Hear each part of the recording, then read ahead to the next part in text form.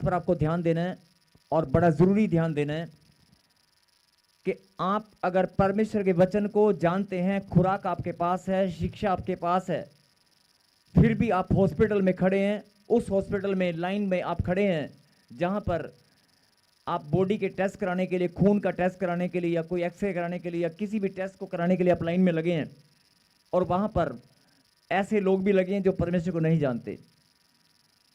आप भी वहां पर खड़े हैं और बहुत सारे भाई बहन वहां पर ऐसे खड़े हैं जो परमेश्वर को जानते नहीं है, परमेश्वर का नाम क्या उनको पता भी नहीं है, या परमेश्वर कहाँ है उनको मालूम नहीं है। आप भी वहां पर खड़े हैं और वो भी खड़ा है एक ही लाइन में। तो सबसे ज्यादा दुख किसको होगा?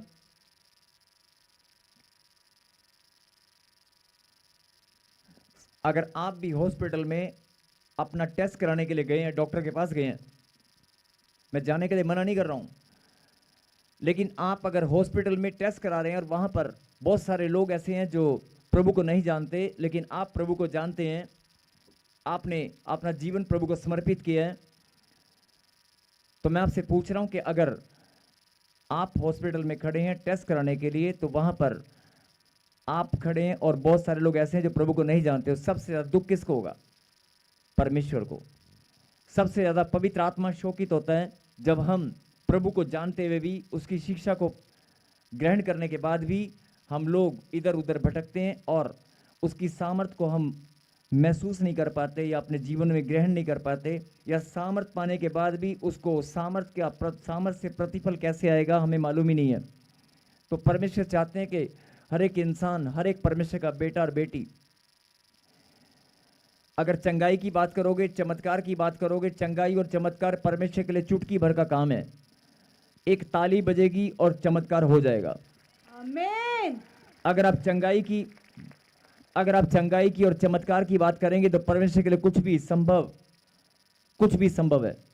वो असंभव को संभव करने वाला परमेश्वर है। लेकिन परमेश्वर चाहते हैं, अभी भी बहुत सारे लोग बोलेंगे कि हमें तो समझ में नहीं आ रहा कि हमें समझाया क्या जा रहा है। अभी भी बहुत सारे के चेहरे में देख रहा हूं, तो हो सकता है ऐसा लगे कि हमें समझाया क्या जा रहा है, हमें तो यही समझ नहीं आ रहा है। हमें समझाया क्या जा रहा है, हमें तो समझ में नहीं आ रहा। नहीं, समझाना और समझना सिर्फ परमेश्वर की इच्छा है। ध्यान से सुने कि आप, आने वाला जो समय है वो विपत्तियों से भरा है। आने वाला समय बहुत ज़्यादा विपत्तियां, प्रॉब्लम का सामना आप करने वाले हो। इसलिए परमेश्वर चाहते हैं, अभी तो आप छोटी छोटी प्रॉब्लम में घबरा जाते हैं, परमेश्वर चाहते हैं कि आप वचन में इतना मजबूत बन जाएं, आत्मिक जीवन में आप ग्रोथ करें, स्पिरिचुअल लाइफ में आप बढ़ें।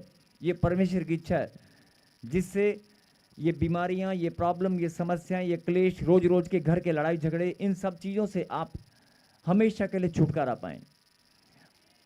आपके जीवन में सदा के लिए आनंद हो, सदा के लिए तंदुरुस्ती सदा बनी रहे। ये परमेश्वर की इच्छा है। आपकी इच्छा है तो परमेश्वर की भी इच्छा है। बोलो आमीन। लेकिन मैं सिर्फ यही कहना चाहता हूं कि बहुत सारी ऐसी गलतियां, बहुत सारे गुनाह, बहुत सारे पाप हमारे जीवन में होते हैं, लेकिन पापों को प्रभु ने अगर माफ कर दिया, पाप को परमेश्वर ने अगर क्षमा दे दी, लेकिन फिर भी हम सब इस बात को जानते हैं कि हमने जब माफ़ी मांगी तो प्रभु ने हमें माफ़ किया, अपने पवित्र लहू से धोकर उसने हमें शुद्ध किया। लेकिन उसके बावजूद भी हम अपने जीवन में कोई ना कोई गलतियां करते हैं, कोई ना कोई पाप हमसे हो जाता है। और आत्मिक गलतियां कुछ ऐसी गलतियां हैं जो हमारे जीवन में बार बार होती रहती हैं। आत्मिक गलतियां हमारे जीवन में कुछ ऐसी गलतियां हैं जो हमारे जीवन में बार बार होती रहती हैं और जिनको हम पहचान भी नहीं पाते। आत्मिक गलतियां जिनको हम पहचान भी नहीं पाते और हमें पता भी नहीं चलता, हो जाती हैं और बाद में पता लगता है कि हमसे मिस्टेक हुआ है। तो इसलिए परमेश्वर चाहते हैं कि आप स्पिरिचुअल लाइफ में आप मजबूत बने। बोलो आमीन। और आज प्रभु भोज हम सब इकट्ठा होकर लेने वाले हैं।